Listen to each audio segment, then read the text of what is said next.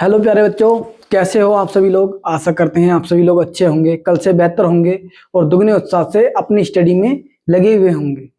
तो आज की अपनी इस क्लास में हम अपनी और क्लासों की तरह आज भी हम प्रीवियस ईयर के क्वेश्चन, चाहे वो एसएससी हो, रेलवे हो या आपका कोई भी एग्जाम हो, पुलिस हो या यूपीएसआई हो, उन सब के बारे में अध्ययन करने वाले हैं। ठीक है, तो आइए देरी ना करते हुए स्टार्ट करते हैं हम।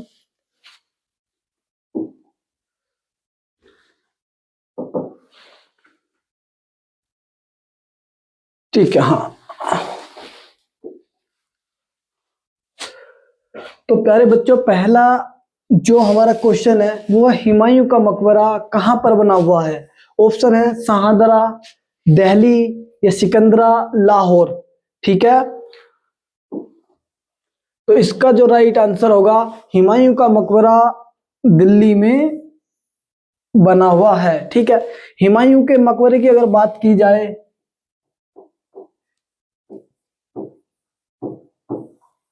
ठीक है, तो हुमायूं का मकबरा बेसिकली नई दिल्ली में स्थित है और जो निजामुद्दीन औलिया की दरगाह है, निजामुद्दीन औलिया की दरगाह के पास में ये स्थित है। दूसरा आपसे पूछ लिया जाए इसे किसके द्वारा बनवाया गया, तो इसको हाजी बेगम या बेगा बेगम जो कि हुमायूं की पत्नी थी, उनके द्वारा इसको बनवाया गया था। दूसरा इसका आपसे वास्तुकार पूछा जा सकता है। दूसरे इसके वास्तुकार मिरात मिर्जा गियाथ इसके वास्तुकार थे, जिन्हें जिन्हें ठीक है, तो अब लिखता हूं मैं।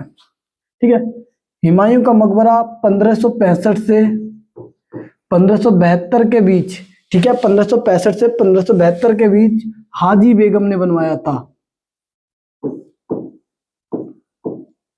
हाजी बेगम ने इसको बनवाया था, जिन्हें बेगा बेगम भी कहा जाता है और वो हुमायूं की पत्नी थी। इसके वास्तुकार की अगर बात की जाए तो मिरात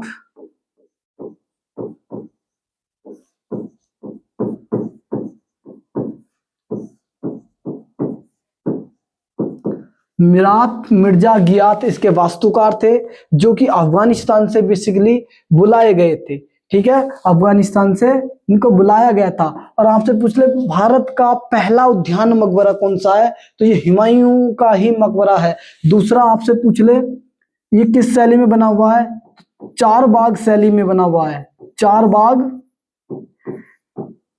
शैली में ये बना हुआ है। ठीक है, तीसरी बात की जाए चारबाग शैली में ये बना हुआ है।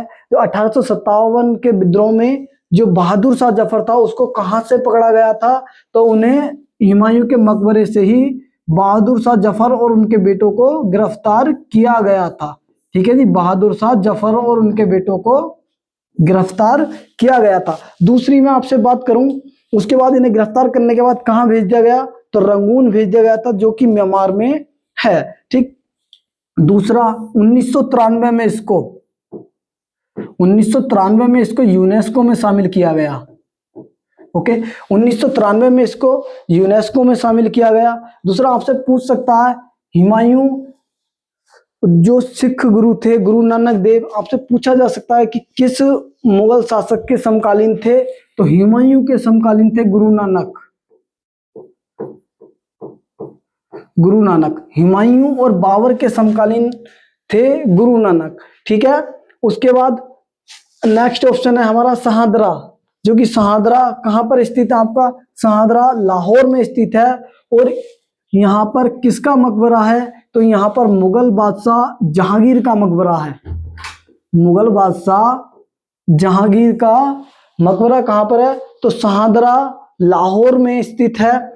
आपसे दूसरा पूछा जा सकता है कि भारत के बाहर स्थित एकमात्र मुगल शासक का मकबरा कौन सा है, तो शाहदरा में है। जहांगीर का मकबरा भारत से बाहर स्थित है। ठीक है जी, जहांगीर का मकबरा। दूसरा सिकंदरा कहां पर है, ये आपका सिकंदरा आगरा में है। ठीक है, सिकंदरा कहां पर है, आगरा में। यहां पर मुगल शासक अकबर का मकबरा है। अकबर का मकबरा सिकंदरा में है।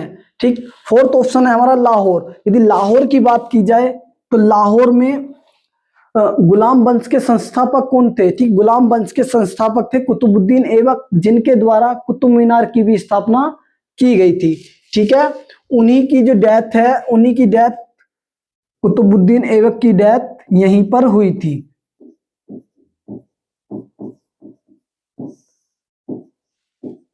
कुतुबुद्दीन ऐबक की डेथ यहीं पर हुई थी। ठीक है, दूसरा पूछ लिया जाए कैसे हुई थी, तो चौगान खेलते समय, चौगान खेलते समय कुतुबुद्दीन ऐबक की डेथ घोड़े से गिरकर हुई थी। और चौगान वर्तमान में इसे हम पोलो से डिनोट कर सकते हैं, पोलो, जिसमें वर्तमान में 4 यानी 4 खिलाड़ी इसमें होते हैं। कुतुबुद्दीन ऐबक की डेथ यहीं पर हुई थी। और इसका जो मकबरा वो भी लाहौर में, जो अनारकली बाजार है, अनारकली बाजार में,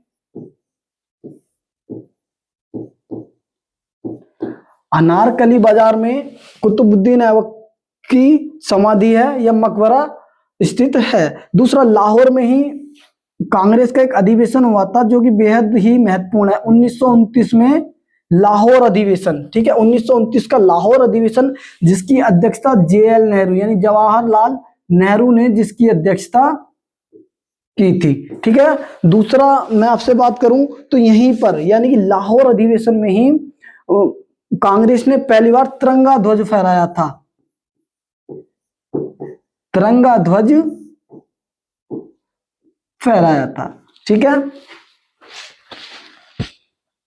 अब हम अपने अगले क्वेश्चन पर चलते हैं। नेक्स्ट क्वेश्चन है हमारा, किस रियासत के महाराजा BCCI के अध्यक्ष रहे हैं? ठीक है, विजयनगरम, मैसूर, हैदराबाद या अवध। ठीक, तो इसका जो सही आंसर होगा,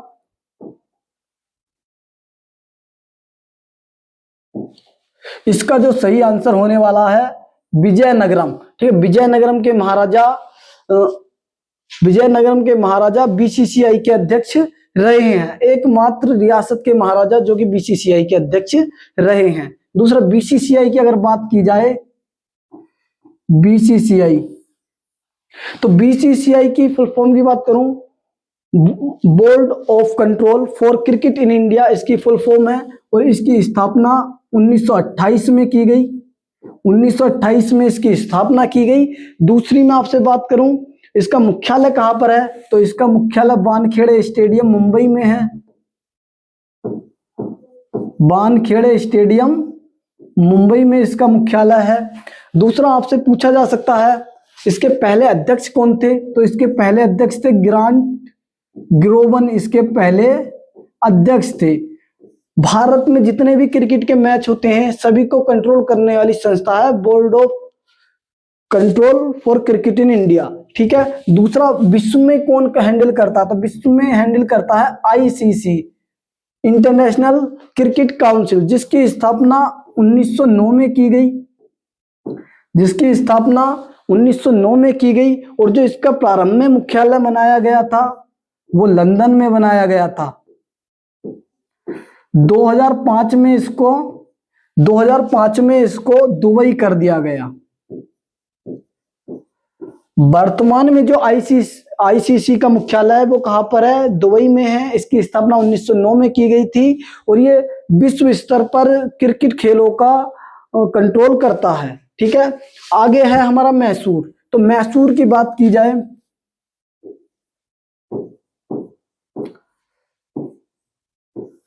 मैसूर से सबसे बड़ा क्वेश्चन तो हमारा ये है कि मैसूर पर हैदर अली से पहले किसका शासन था, तो मैसूर पर जो शासन था हैदर अली से पहले वाडियार वंश का शासन था। ठीक है जी, वाडियार वंश का शासन था हैदर अली से पहले। और हैदर अली कब यहाँ का शासक बना था, 1761 में यहाँ का शासक हैदर अली बना। ठीक, दूसरा आपसे पूछा जा सकता है मैसूर दूसरी रियासत थी, सेकंड रियासत थी जिसने सहायक संधि स्वीकार की थी, सहायक संधि स्वीकार की थी। ठीक है, और दूसरी बात करें हम, सहायक संधि स्वीकार की थी। तीसरा ऑप्शन है हमारा हैदराबाद। ठीक है, तो जो सहायक संधि है, सहायक संधि का अपनाने वाला पहला जो रियासत थी वो हैदराबाद थी। हैदराबाद के निजामों ने सहायक संधि को सर्वप्रथम स्वीकार किया था। ठीक, दूसरा एक और मोस्ट इंपोर्टेंट अवध है आगे। 1801 में 1801 में अवध ने भी सहायक संधि को स्वीकार कर लिया था।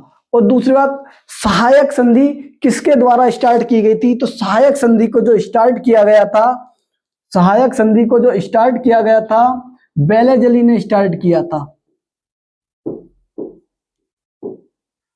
बेलेजली ने इसको स्टार्ट किया था। ठीक है, आगे बात करें हम अवध। ठीक है, अवध को 1801 में हड़पा गया था सहायक संधि के तहत। दूसरा बात करूं डॉक्ट्राइन ऑफ लैप्स नीति। डॉक्ट्राइन ऑफ लैप्स नीति जो कि लॉर्ड डलहौजी के द्वारा 1848 में स्टार्ट की गई थी। 1848 में लॉर्ड डलहौजी के द्वारा हड़प नीति स्टार्ट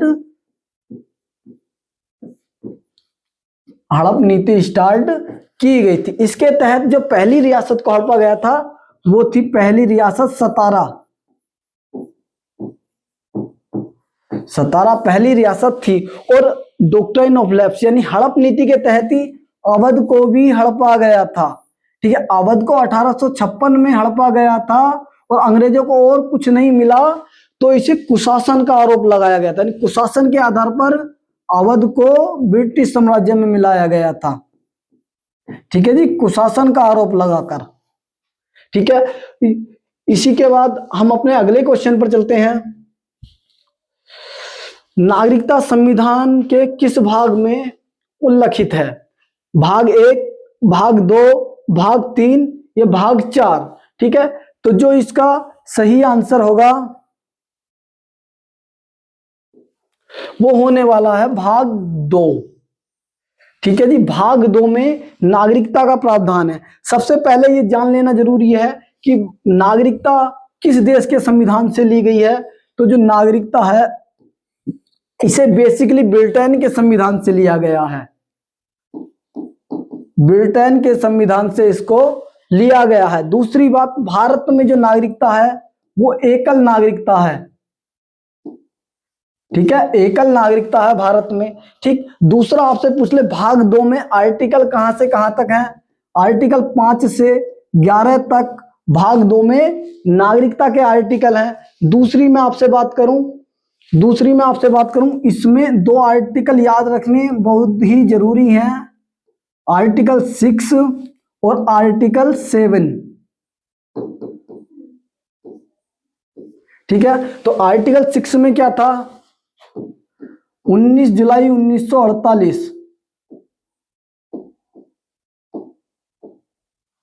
और आर्टिकल 7 में 1 मार्च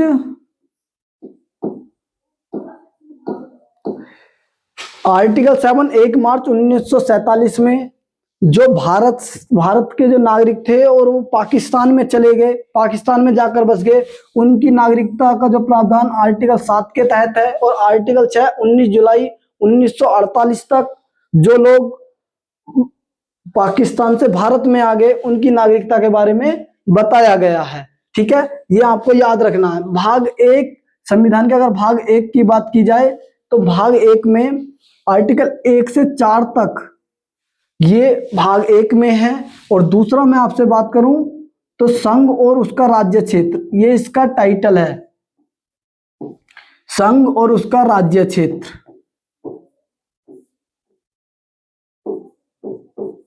संघ और उसका राज्य क्षेत्र। दूसरी बात मैं करूं आपसे पार्ट 3 यानी भाग 3। भाग 3 की अगर आपसे बात की जाए तो भाग 3 में आर्टिकल 12 से 35 तक इसमें मौलिक अधिकार हैं। ठीक है जी, मौलिक अधिकार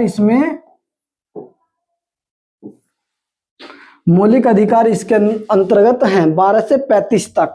दूसरा आपसे पूछ ले मौलिक अधिकार किस देश के संविधान से लिए गए हैं? तो इन्हें यूएसए के संविधान से लिया गया है। और जब भारत का संविधान लागू हुआ था उस समय पर टोटल कितने मौलिक अधिकार थे? तो उस समय पर टोटल 7 मौलिक अधिकार थे, जबकि वर्तमान में अभी 6 ही मौलिक अधिकार बचे हैं। ठीक है, तो इसमें संपत्ति का जो अधिकार है,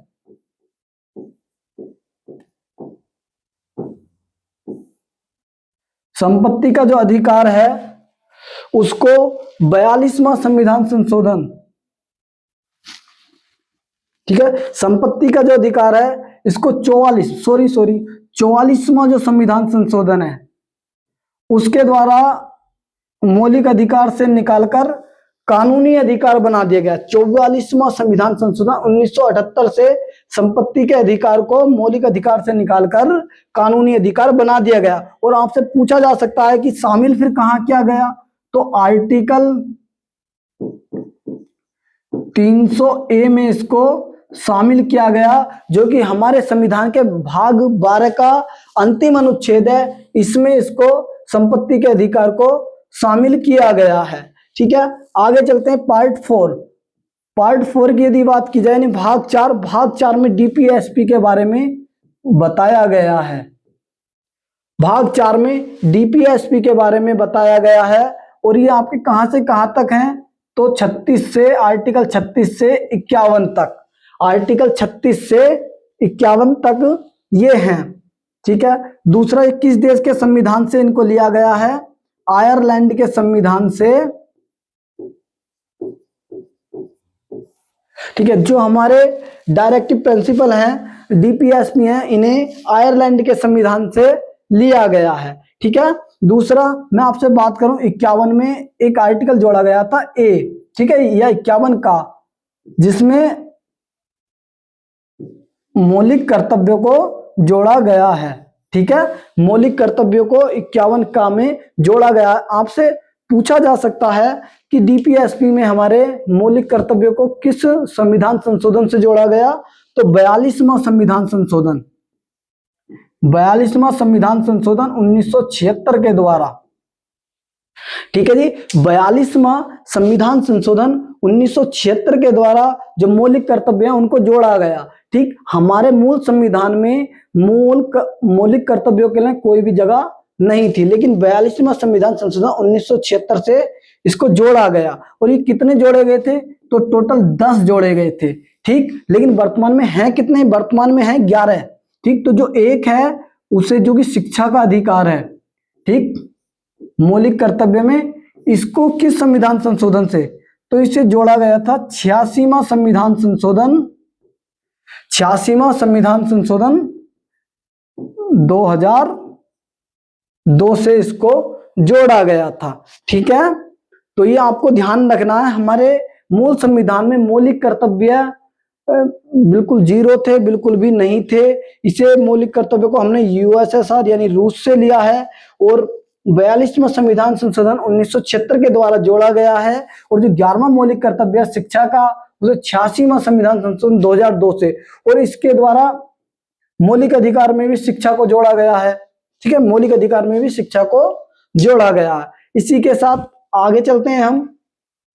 4th क्वेश्चन अपना, सुप्रीम कोर्ट का एस्टेब्लिशमेंट कब किया गया था, 1774 में, 1782 में, 1878 में, ये 1757 में। ठीक है, तो जो इसका सही उत्तर होगा, 1773 में। ठीक है जी, 1774 में सुप्रीम कोर्ट की स्थापना की गई थी। ठीक, पहला मैं आपसे बात करूं तो 1773 का जो रेगुलेटिंग एक्ट था, 1773 के रेगुलेटिंग एक्ट से इसकी स्थापना की गई। और कब की गई, 1774 में की गई। और कहां पर की गई, तो इसकी स्थापना कलकत्ता में की गई थी, कलकत्ता में इसकी स्थापना की गई। दूसरा, इसके जो पहले न्यायाधीश बनाए गए थे, लॉर्ड इलिजा इम्पे को इसका पहला न्यायाधीश बनाया गया था, लॉर्ड इलिजा इम्पे को इसका पहला न्यायाधीश बनाया गया था। दूसरी मैं आपसे बात करूं तो इसमें टोटल कितने न्यायाधीश थे, तो 1+3, यानी एक तो मुख्य न्यायाधीश और 3 अन्य न्यायाधीश। उसके बाद फेडरल कोर्ट की स्थापना की गई थी। फेडरल कोर्ट ये भी सुप्रीम कोर्ट की तरह ही था। इसकी स्थापना 1935 के अधिनियम से 1937 में इसकी स्थापना की गई थी। और कहां पर, तो दिल्ली में इसकी स्थापना की गई थी बेसिकली। दिल्ली में इसकी स्थापना की गई थी और इसके जो पहले जज थे वो थे मोरिस गोबियर। ठीक है, ये आपको ध्यान रखना, मोरिस गोबियर इसके पहले न्यायाधीश थे। ठीक, एक बात आपको ध्यान रखनी है, सुप्रीम कोर्ट हो या फेडरल कोर्ट हो जो कि 1774 में स्थापित किया गया और ये 1937 में स्थापित किया गया, ये दोनों पूर्णतः सुप्रीम कोर्ट नहीं थे, क्योंकि जो इनके बाद की अपील है वो ब्रिटेन की संसद में की जा सकती थी। ठीक है, ब्रिटेन में की जा सकती थी। और उसके बाद हम जो वर्तमान का जो सुप्रीम कोर्ट है उसकी बात करें तो जो फेडरल कोर्ट है इसी का नाम बदलकर 28 जनवरी 1950 को सुप्रीम कोर्ट कर दिया गया। ठीक, वर्तमान का जो सुप्रीम कोर्ट है संविधान में किस आर्टिकल में बताया गया है इसे, तो आर्टिकल 124। और अपनी पिछली क्लासों में मैंने आपको बताया था आर्टिकल 129 के बारे में। आर्टिकल 129 क्या बताता है, जो सुप्रीम कोर्ट है ये एक रिकॉर्ड कोर्ट है, यानी कि अभिलेख न्यायालय, यानी जितनी भी कार्यवाही यहाँ पर की जाएंगी सबका रिकॉर्ड रखा जाएगा। ठीक, आगे बात करें हम सुप्रीम कोर्ट 124, इसमें प्रारंभ में कितने न्यायाधीश थे, तो प्रारंभ में 1+7 टोटल 8 न्यायाधीश इसमें थे। और आपसे पूछे भारत के पहले न्यायाधीश कौन थे, यानी भारत सुप्रीम कोर्ट के पहले न्यायाधीश, और वो भी भारतीय कौन थे, तो एच.जे. कानिया, यानी कि हीरालाल जे कानिया इसके पहले न्यायाधीश थे। ठीक, आगे मैं आपसे बात करूं तो 1782 में हुई थी सालवाई की संधि। ठीक है, सालवाई की संधि हुई थी और किन किन के बीच, तो अंग्रेजों और मराठों के बीच, यानी इंग्लिश और मराठों के बीच ये संधि आपकी हुई थी। ठीक, दूसरा आपसे पूछ ले 1878 में वर्नाकुलर प्रेस एक्ट आया था। वर्नाकुलर प्रेस एक्ट, ठीक है जी, 1878 में वर्नाकुलर प्रेस एक्ट आया था और इसके द्वारा क्या किया गया था, तो जो भारतीय अखबार हैं उन पर प्रतिबंध लगा दिया गया था। जो भारतीय अखबार हैं उन पर प्रतिबंध लगा दिया गया था। ठीक, इसको लेकर कौन आया, तो इसको लेकर आए थे लिटन लेकर आए थे और लिटन को ही ओवन मेरिडिथ के नाम से जाना जाता है। ओवन मेरिडिथ के नाम से लिटन को ही जाना जाता है और वर्नाकुलर प्रेस एक्ट लेकर आए थे। और दूसरा एक क्वेश्चन आपसे पूछा जा सकता है कि वर्नाकुलर प्रेस एक्ट का समर्थन करने वाला अखबार, पहला अखबार कौन सा था, तो वो था पायोनियर अखबार। ठीक है, पायोनियर अखबार ने वर्नाकुलर प्रेस एक्ट का समर्थन किया था। दूसरा आपसे पूछ ले इसको निरस्त किसने किया, तो इसको 1882 में निरस्त किया गया था और किसके द्वारा, तो वर्नाकुलर प्रेस एक्ट को रिपन के द्वारा निरस्त किया गया। जी वही रिपन है ये जिन्हें भारत में स्थानीय स्वशासन का जनक लॉर्ड रिपन को ही कहा जाता है, लॉर्ड रिपन को ही कहा जाता है। लास्ट ऑप्शन है हमारा 1757। ठीक है, 1757 को ही पिलासी का युद्ध हुआ था,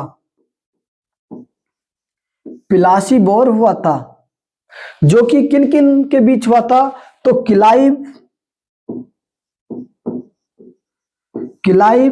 और दूसरे बंगाल के नवाब सिराजुद्दौला के बीच ये युद्ध हुआ था। और कहां पर हुआ था, नादिया डिस्ट्रिक्ट में, पश्चिम बंगाल के नादिया में हुआ था और भगीरथी नदी के किनारे पर। ठीक है जी, भगीरथी नदी के किनारे पर ये हुआ था। दूसरा पिलासी का जो युद्ध है इसको कौन जीता, तो इसको किलाइव जीता था और सिराजुद्दौला जो कि बंगाल के नवाब थे वो हार गए थे। इसके पीछे का जो कारण है वो ये है कि जो सिराजुद्दौला का सेनापति था मीर जाफर ने सिराजुद्दौला के साथ धोखा कर दिया था। ठीक है, जिससे सिराजुद्दौला की हार हुई। नेक्स्ट क्वेश्चन पर चलते हैं अपने।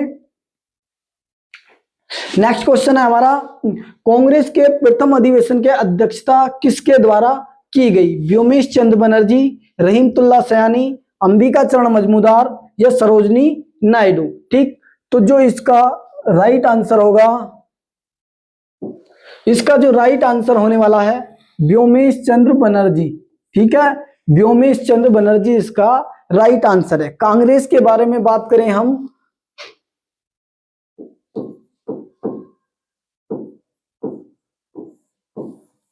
ठीक है जी, तो कांग्रेस को पहले भारतीय राष्ट्रीय संघ के नाम से भी जाना जाता था। 1884 में भारतीय राष्ट्रीय संघ, ठीक है, भारतीय राष्ट्रीय संघ के नाम से भी इसको जाना जाता था। और इसकी जो स्थापना की गई थी वो एओ हयूम के द्वारा,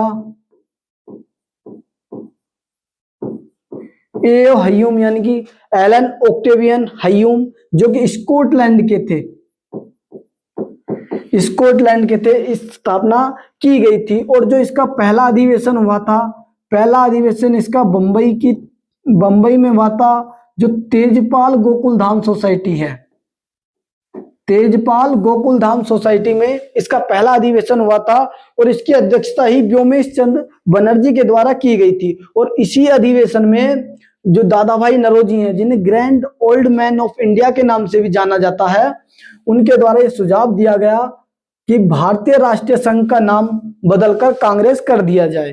ठीक है, और पहले अधिवेशन में टोटल कितने मेंबर उपस्थित हुए थे? तो टोटल 72 मेंबर इसमें उपस्थित हुए थे। ठीक, दूसरा आपसे पूछ ले, इसका जो दूसरा अधिवेशन है, ठीक है, दूसरा अधिवेशन कहां पर हुआ था? कलकत्ता में इसका दूसरा अधिवेशन, कलकत्ता में इसका दूसरा अधिवेशन हुआ। दूसरे में आपसे बात करूं, इसकी अध्यक्षता किसने की थी? दादा भाई नौरोजी ने इसकी अध्यक्षता की थी। ठीक, और दादा भाई नौरोजी के द्वारा ही the poverty and un-British rule in India पुस्तक दादा भाई नौरोजी के द्वारा ही लिखी गई है। और भारत में सर्वप्रथम प्रति व्यक्ति आय का जो आकलन किया था वो भी दादा भाई नौरोजी के द्वारा ही किया गया था। ठीक है, कब की? तो 1886 में। और दूसरा आपसे पूछा जा सकता है कि इसमें कितने मेंबर उपस्थित हुए थे? तो 72 से बढ़कर 436 टोटल मेंबर इसमें उपस्थित हुए थे। ठीक, तो कुछ किताबों में 436 की जगह 434 भी दे रखा है, जबकि एसएससी ने जो क्वेश्चन पूछा था उसका जो सही आंसर माना है वो 436 को ही माना है। तो इसलिए आपको बिल्कुल भी कंफ्यूज नहीं होना है। ठीक, नेक्स्ट क्वेश्चन है हमारा रहीमतुल्ला सयानी। ठीक, रहीमतुल्ला सयानी ने 1896 में जो अधिवेशन हुआ था कलकत्ता में, 1896 में कलकत्ता अधिवेशन की अध्यक्षता इनके द्वारा की गई थी। और यह अधिवेशन क्यों महत्वपूर्ण है? क्योंकि इसी अधिवेशन में पहली बार वंदे मातरम गाया गया था। वंदे मातरम गाया गया था। दूसरा आपसे पूछ ले किसने गाया? तो रविंद्रनाथ टैगोर ने गाया था। रविंद्रनाथ टैगोर ने गाया था। ठीक है, और वंदे मातरम किसके द्वारा लिखा गया है? तो ये बंकिम चंद्र चटर्जी के द्वारा इसको लिखा गया है। बंकिम चंद्र चटर्जी के द्वारा वंदे मातरम लिखा गया है। और इनकी एक फेमस पुस्तक है जिसमें ये उल्लिखित है, आनंद मठ। ठीक है जी, आनंद मठ किसकी पुस्तक है? तो ये बंकिम चंद्र चटर्जी की ही पुस्तक है और इसी में ही वंदे मातरम का उल्लेख है। और इसे 1896 के कलकत्ता अधिवेशन में रविंद्रनाथ टैगोर ने पहली बार गाया था। अंबिका चरण मजूमदार ने 1916 के कांग्रेस अधिवेशन की अध्यक्षता की थी। ठीक है जी, तो अंबिका चरण मजूमदार ने 1916 में कांग्रेस अधिवेशन की अध्यक्षता की थी। और ये बेसिकली कहां पर हुआ था? तो ये लखनऊ में ये अधिवेशन हुआ था। ठीक है, दूसरा आपसे पूछ ले, इसमें कांग्रेस के नरम दल और गरम दल दोनों का पेचअप हुआ था। नरम दल और गरम दल दोनों का इसमें नरम दल और गरम दल दोनों का पेचअप इसमें हुआ था, और मुस्लिम लीग का विलय भी इसमें 1916 के लखनऊ अधिवेशन में ही हुआ था। ठीक, दूसरा आपसे पूछ लिया जाए, जब पेचअप इसका 1916 में हुआ है तो इसका विघटन कब हुआ था? तो 1907 में हुआ था। 1907 में इसका विघटन हुआ था। और कौन सा अधिवेशन था वो? तो सूरत अधिवेशन में इसका विघटन हुआ था। ठीक, और इसकी अध्यक्षता रास बिहारी घोष ने इसकी अध्यक्षता की थी। रास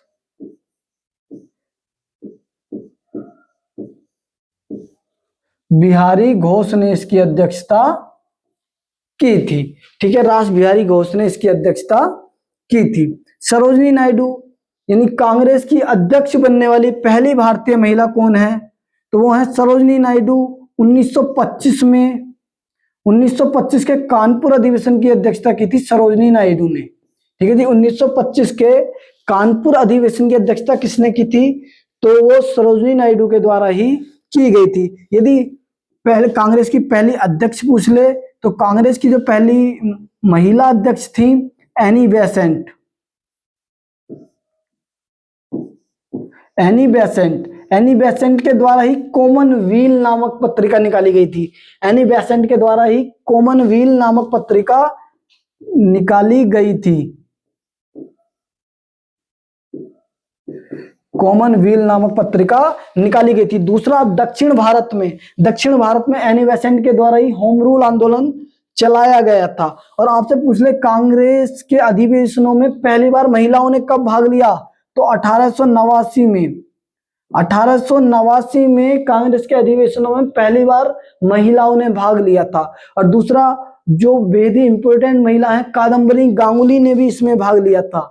ठीक है, जो कि भारत की पहली महिला ग्रेजुएट है, कादम्बरी गांगुली ने भी इसमें भाग लिया था। कादम्बरी गांगुली।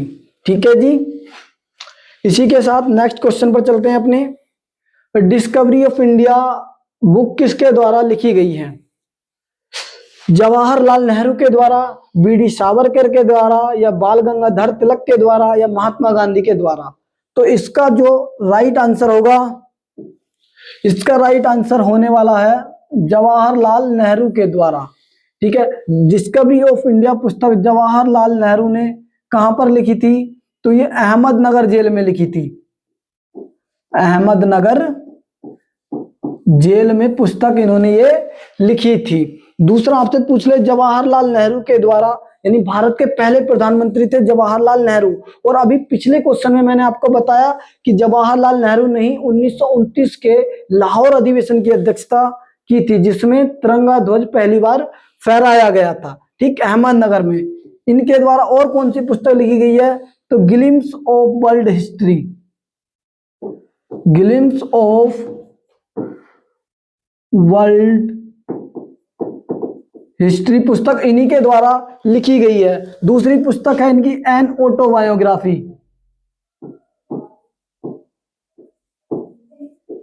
एन ऑटोबायोग्राफी पुस्तक भी जवाहरलाल नेहरू के द्वारा ही लिखी गई है।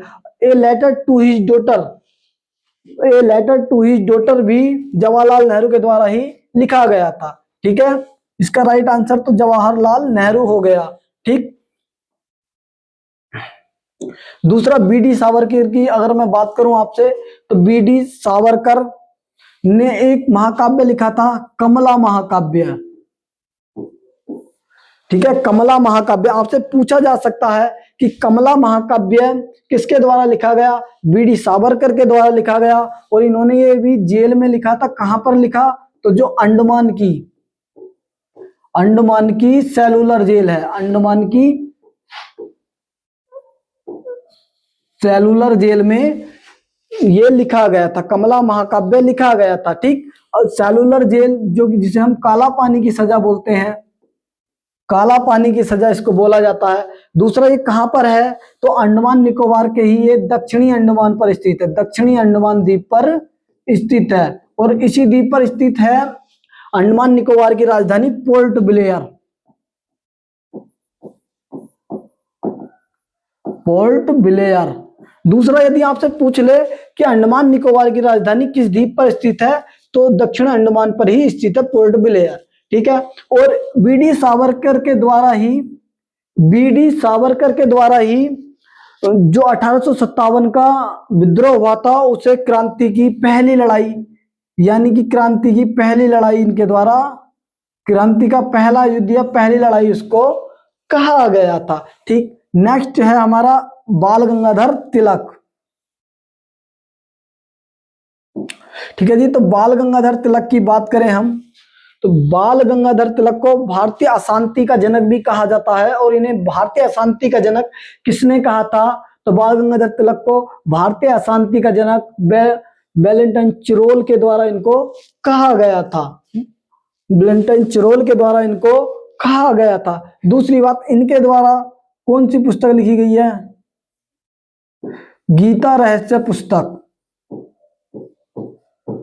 गीता रहस्य पुस्तक बाल गंगाधर तिलक के द्वारा ही लिखी गई है। और यह पुस्तक इन्होंने मांडले जेल में लिखी थी, मांडले जेल में ये पुस्तक इनके द्वारा लिखी गई थी। दूसरा, इनके द्वारा केसरी और मराठा, केसरी और मराठा समाचार पत्र निकाले गए थे, चलाए गए थे केसरी और मराठा समाचार पत्र, ठीक। आपको ध्यान रखना, जो केसरी समाचार पत्र था ये मराठी भाषा में था, मराठी भाषा में था, जबकि मराठा समाचार पत्र इंग्लिश भाषा में था, ठीक है। केसरी मराठी भाषा में और मराठा समाचार पत्र इंग्लिश भाषा में था। और बाल गंगाधर तिलक के द्वारा ये लिखे गए थे। और बाल गंगाधर तिलक के द्वारा ही बॉम्बे में जो बेलगांव है, बेलगांव में इनके द्वारा ही होम रूल आंदोलन चलाया गया था, या होम रूल लीग की स्थापना इनके द्वारा ही, होम रूल लीग की स्थापना इनके द्वारा ही की गई थी, ठीक। नेक्स्ट ऑप्शन है हमारा महात्मा गांधी। महात्मा गांधी की एक बहुत ही फेमस पुस्तक है my experiment with truth, experiment with, my experiment with truth Mahatma Gandhi की पुस्तक है। और महात्मा गांधी जी ने यह पुस्तक यरवदा जेल पुणे में यह पुस्तक लिखी थी। महात्मा गांधी ने, अगर बात करें, एक हरिजन पत्रिका भी इनके द्वारा प्रकाशित की गई थी, हरिजन पत्रिका। और इन्होंने माई एक्सपेरिमेंट विद ट्रूथ गुजराती भाषा में पुस्तक लिखी थी, गुजराती भाषा में। हरिजन पत्रिका इनके द्वारा निकाली गई। इंडियन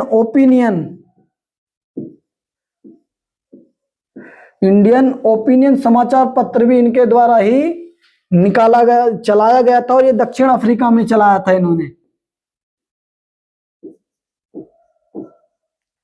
दक्षिण अफ्रीका में प्रकाशित किया था। इसी के साथ आगे चलते हैं हम।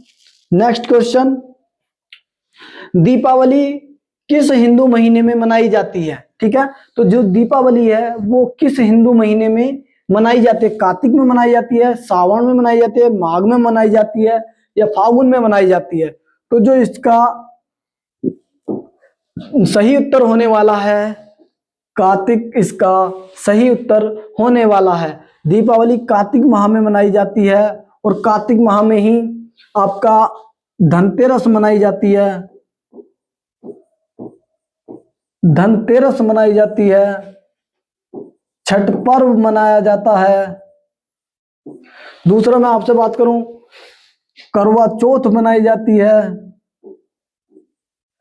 करवा चौथ फेस्टिवल भी कार्तिक माह में ही मनाया जाता है। दूसरा, यहीं पर गुरु नानक जयंती, गुरु नानक जयंती भी कार्तिक माह में ही मनाई जाती है। कार्तिक माह की जो पूर्णिमा है उसको ये मनाई जाती है, ठीक है जी। कार्तिक माह की पूर्णिमा को मनाई जाती है, ठीक। दूसरा, अभी मैंने थोड़ी देर पहले आपको बताया, जो गुरु नानक हैं वो किस मुगल शासक के समकालीन थे? तो मुगल वंश के संस्थापक बाबर, और दूसरा उनके बेटे हुमायूं के समकालीन थे सिख गुरु गुरु नानक। ठीक है, याद रखना ये चीज। सावन, दूसरा है सावन।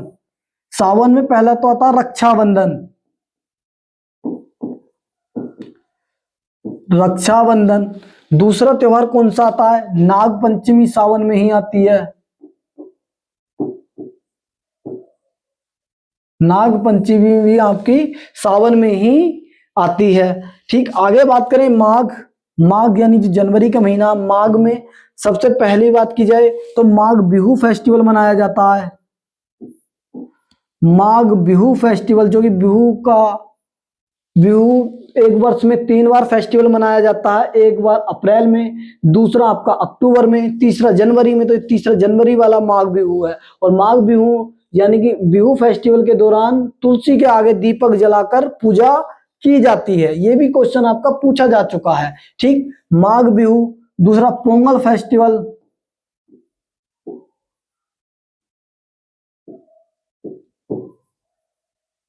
पोंगल फेस्टिवल। तीसरा आपसे पूछ लिया जाए, माघ बिहू हो गया, पोंगल फेस्टिवल हो गया, और इसी के समय पर मकर संक्रांति आती है। मकर संक्रांति इसी के समय पर सेलिब्रेट की जाती है। दूसरा आपसे पूछ लूं, केरल में इस मकर संक्रांति को ही क्या कहा जाता है? तो केरल में मकर संक्रांति को मकर बिलक्कू,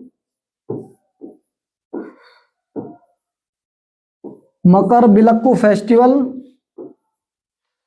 कहा जाता है। ठीक है, ये सबरीमाला टेम्पल में बेसिकली मनाया जाता है। सबरीमाला टेम्पल में इसको बेसिकली मनाया जाता है। दूसरी मैं आपसे बात करूं, ये सबरीमाला टेम्पल है कहां पर? तो केरल में है, और लॉर्ड अयप्पा के लिए समर्पित है। लॉर्ड अयप्पा के लिए ये समर्पित है। दूसरा नेक्स्ट ऑप्शन है हमारा फागन। ठीक है, नेक्स्ट ऑप्शन है हमारा, नेक्स्ट ऑप्शन है हमारा फागन। ठीक है, तो फागन में पहले तो होली आती है। ठीक है, फागुन में फर्स्ट होली आती है। दूसरा, मणिपुर में याओसांग फेस्टिवल मनाया जाता है। याओसांग फेस्टिवल मनाया जाता है, और कहां पर मनाया जाता है? ये मणिपुर में। ठीक है, मणिपुर में याओसांग मनाया जाता है। सिग्मो फेस्टिवल मनाया जाता है। ये कहां पर मनाया जाता है? तो इसको गोवा में सेलिब्रेट किया जाता है।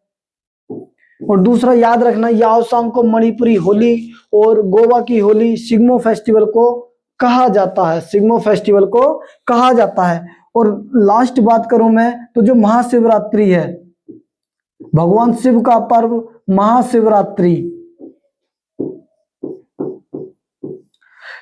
तो महाशिवरात्रि भी फागुन के महीने में ही आती है। इसी के साथ चलते हैं अपने नेक्स्ट क्वेश्चन पर। ओलंपिक खेलों में भारत के पहले ध्वजवाहक कौन थे?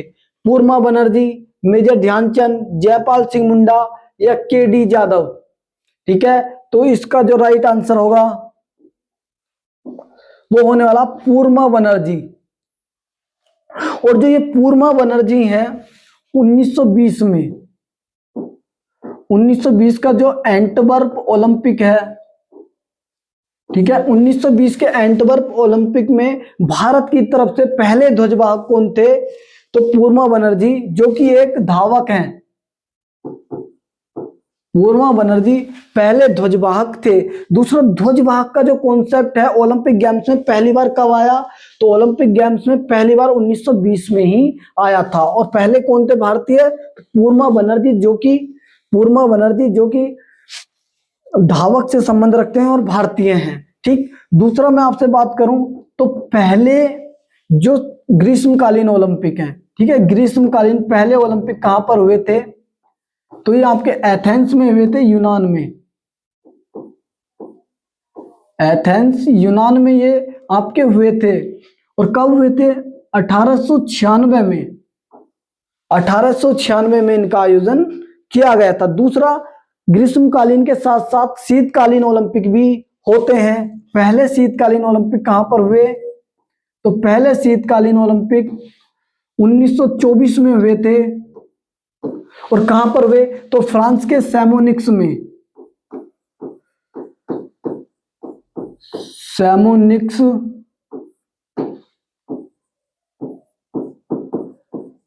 फ्रांस में ये हुए थे। ठीक है, पहले ग्रीष्मकालीन ओलंपिक एथेंस में हुए, शीतकालीन सैमोनिक्स फ्रांस में हुए। नेक्स्ट ऑप्शन की हम बात करें तो मेजर ध्यानचंद। ठीक है जी, मेजर ध्यानचंद को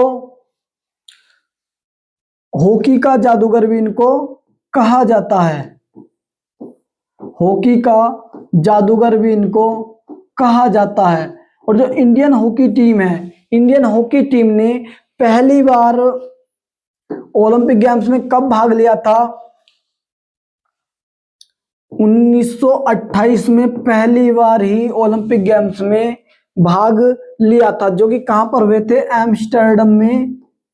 एम्स्टर्डम में, ये एम्स्टर्डम में हुए थे। हॉकी का जादूगर इनको कहा जाता। पहली बार इंडिया की हॉकी टीम ने 1928 में पार्टिसिपेट किया, एम्स्टर्डम ओलंपिक में पार्टिसिपेट किया। और भारत ने पहली बार ही गोल्ड मेडल जीता था। भारत ने पहली बार ही गोल्ड मेडल जीता। और उस समय इसकी कप्तानी किसने की थी? तो 1928 में जो इसकी कप्तानी की गई थी जयपाल सिंह मुंडा के द्वारा। जयपाल सिंह मुंडा के द्वारा इसकी कप्तानी की गई थी। दूसरा, उसके बाद 1932 में हुआ, उसमें भी भारत ने हॉकी में गोल्ड जीता। 1936 में हुआ, उसमें भी भारत ने गोल्ड जीता। जो 1936 में हुआ था, इसके जो कप्तान थे वो मेजर ध्यानचंद इसके कप्तान थे। मेजर ध्यानचंद इसके कप्तान थे। दूसरा, एक बात आप याद रखना, जो राजीव गांधी खेल रत्न पुरस्कार होते थे, जो राजीव गांधी खेल रत्न पुरस्कार होते थे, उन्हें अब मेजर ध्यानचंद खेल रत्न पुरस्कार के नाम से जाना जाता है। और आपसे पूछ ले, पहली बार राजीव गांधी पुरस्कार या मेजर ध्यानचंद खेल रत्न पुरस्कार किसको दिया गया? तो शतरंज के खिलाड़ी हैं विश्वनाथ आनंद। विश्वनाथ आनंद को यह पुरस्कार दिया गया। ठीक, आगे मैं आपसे बात करूं, उसके बाद 1948 में जीता था इंडियन हॉकी टीम ने गोल्ड मेडल। ठीक, दूसरा आपसे पूछा जा सकता है कि अभी तक इंडिया की हॉकी टीम ने कितनी बार गोल्ड मेडल जीता है? तो इंडिया की हॉकी टीम ने टोटल 8 बार गोल्ड मेडल जीता है। और 4 बार ब्रॉन्ज जीता है। 4 बार ब्रॉन्ज मेडल जीता है और 1 बार सिल्वर जीता है। हॉकी में टोटल जो इंडिया की हॉकी टीम है ओलंपिक में, उसने 13 मेडल जीते हैं। और दूसरा आपको ये याद रखना है कि इंडिया की हॉकी टीम ने ओलंपिक में लास्ट टाइम ओलंपिक कब जीता था, यानी गोल्ड मेडल कब जीता था? तो 1980 में इनके द्वारा जीता गया। ठीक, 1980 में जीता गया था। और ये कहां पर हुए थे? मॉस्को में ये हुए थे।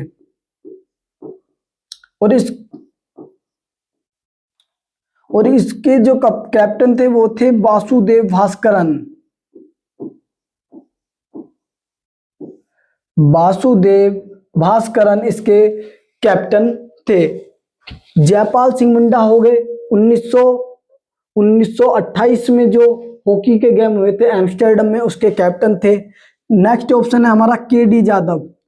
स्वतंत्र भारत में या ओलंपिक में प्रथम भारतीय, ओलंपिक में प्रथम व्यक्तिगत पदक जीतने वाले भारतीय कौन है? तो केडी जादव है। 1952 में इन्होंने जीता था। 1952 में हेलसिंकी ओलंपिक हुआ था। हेलसिंकी ओलंपिक 1952 में हुआ था और इसमें इन्होंने ब्रोंज मेडल जीता था। ब्रोंज मेडल जीता था। और किस क्षेत्र में जीता? इन्होंने कुश्ती के क्षेत्र में कुश्ती के क्षेत्र में गोल्ड मेडल जीता था। नेक्स्ट चलते हैं हम नेक्स्ट क्वेश्चन पर। राष्ट्रीय बालिका दिवस कब मनाया जाता है? 24 जनवरी को, 13 फरवरी को, 14 सितंबर को या 22 जनवरी को? तो जो इसका राइट आंसर होने वाला है, राष्ट्रीय बालिका दिवस 24 जनवरी को मनाया जाता है। और आपसे पूछ ले इसको पहली बार कब मनाया गया, तो इसको पहली बार 2008 में मनाया गया था। और इसको महिला व बाल विकास मंत्रालय, महिला व बाल विकास मंत्रालय इसको सेलिब्रेट करता है।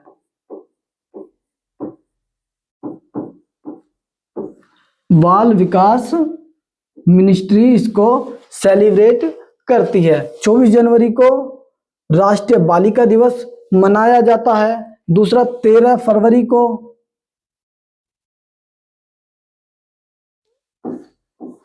13 फरवरी को राष्ट्रीय महिला दिवस मनाया जाता है।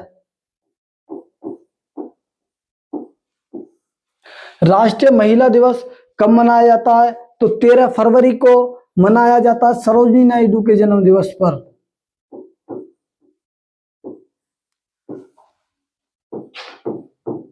सरोजिनी नायडू के जन्म दिवस पर मनाया जाता है। और यदि आपसे पूछ ले कि विश्व महिला दिवस कब मनाया जाता है, तो यदि वर्ल्ड विश्व में पूछ ले तो 8 मार्च को इसको मनाया जाता है। 8 मार्च को विश्व महिला दिवस मनाया जाता है। दूसरा मैं आपसे बात करूं, 14 सितंबर को राष्ट्रीय हिंदी दिवस, राष्ट्रीय हिंदी दिवस इस दिन मनाया जाता है। ठीक है, और क्यों मनाया जाता है, क्योंकि 14 सितंबर 1949 को हिंदी को राजभाषा घोषित किया गया था, इसलिए 14 सितंबर को राष्ट्रीय हिंदी दिवस मनाया जाता है। और यदि आपसे पूछ ले विश्व हिंदी दिवस कब मनाया जाता है, तो विश्व हिंदी दिवस 10 जनवरी को वर्ल्ड हिंदी दिवस के रूप में मनाया जाता है। ठीक है, तो वर्ल्ड हिंदी दिवस के रूप में मनाया जाता है। और इसे 23 करिए, ठीक है, तो 23 जनवरी को राष्ट्रीय पराक्रम दिवस के रूप में मनाया जाता है। पराक्रम दिवस मनाया जाता है। और इस दिन किसका जन्म दिवस है, तो ये सुभाष चंद्र बोस का इस दिन जन्म दिवस है। एससी बोस का इस दिन जन्म दिवस है।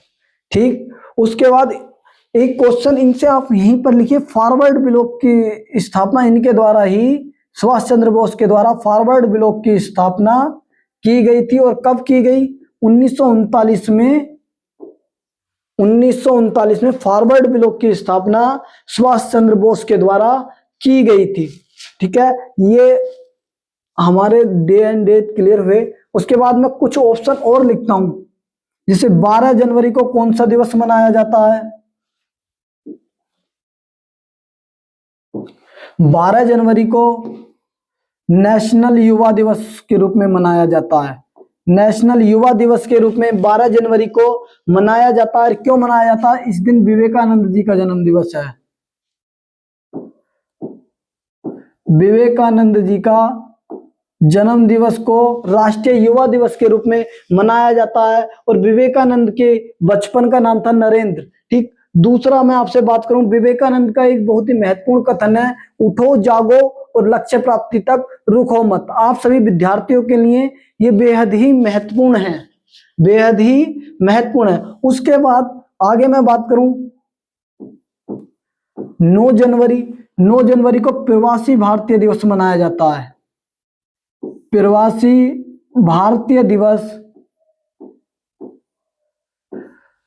भारतीय दिवस 9 जनवरी को मनाया जाता है। और क्यों मनाया जाता है, क्योंकि इस दिन 9 जनवरी 1915 को, ठीक है, 9 जनवरी 1915 को गांधी जी दक्षिण अफ्रीका से भारत आए थे।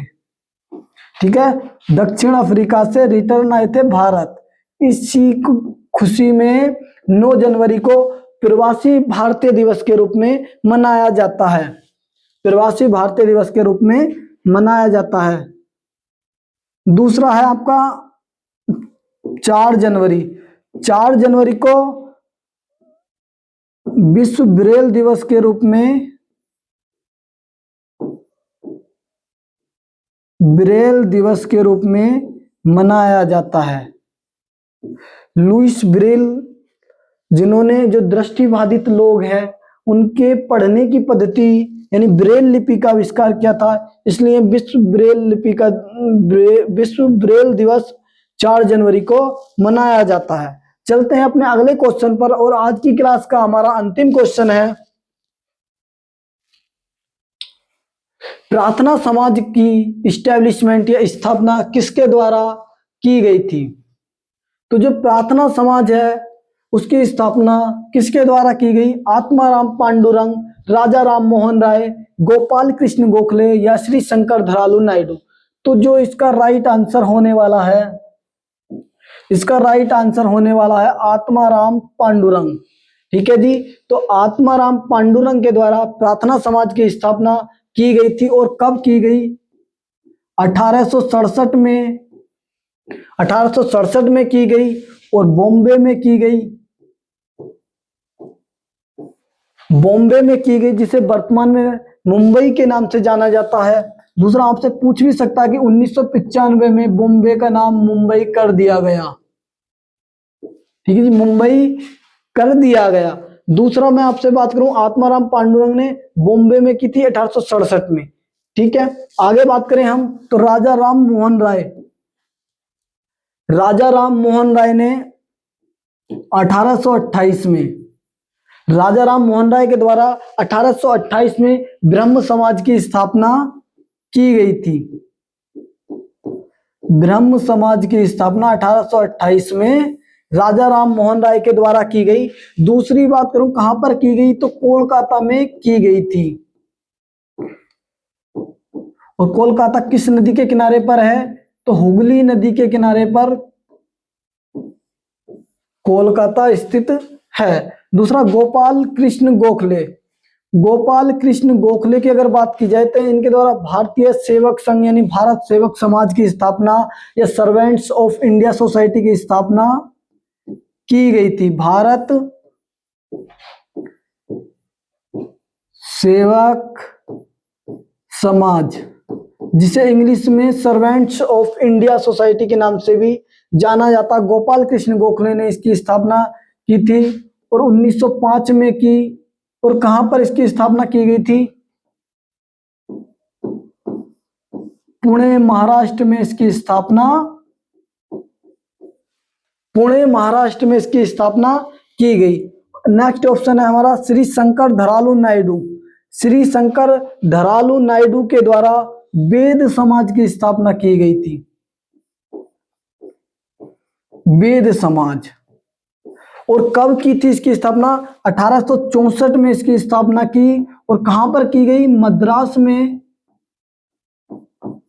मद्रास में वेद समाज की स्थापना 1864 में मद्रास में की गई श्री शंकर धरालू नायडू और केशव चंद्र सेन के द्वारा। केशव चंद्र सेन के द्वारा। ठीक है, ये केशव चंद्र सेन ने ही भारतीय ब्रह्म समाज की स्थापना की थी, क्योंकि शुरू में क्या था, ये ब्रह्म समाज के ही शुरू में ये सदस्य थे, लेकिन बाद में कुछ तकरार हो जाने की वजह से इन्होंने अपना अलग समाज बनाया था, जिसे हम भारतीय ब्रह्म समाज भी कहते हैं। भारतीय ब्रह्म समाज भी इसको कहा जाता है। दूसरा कंफ्यूजन आपको बिल्कुल भी ना हो, ये वेद समाज है, ये वेद समाज है। दूसरा मैं बात करूं आपसे देव समाज। ठीक है, देव समाज की स्थापना 1887 में की गई। कहां पर की गई? सॉरी, मद्रास नहीं, मद्रास काट दीजिए।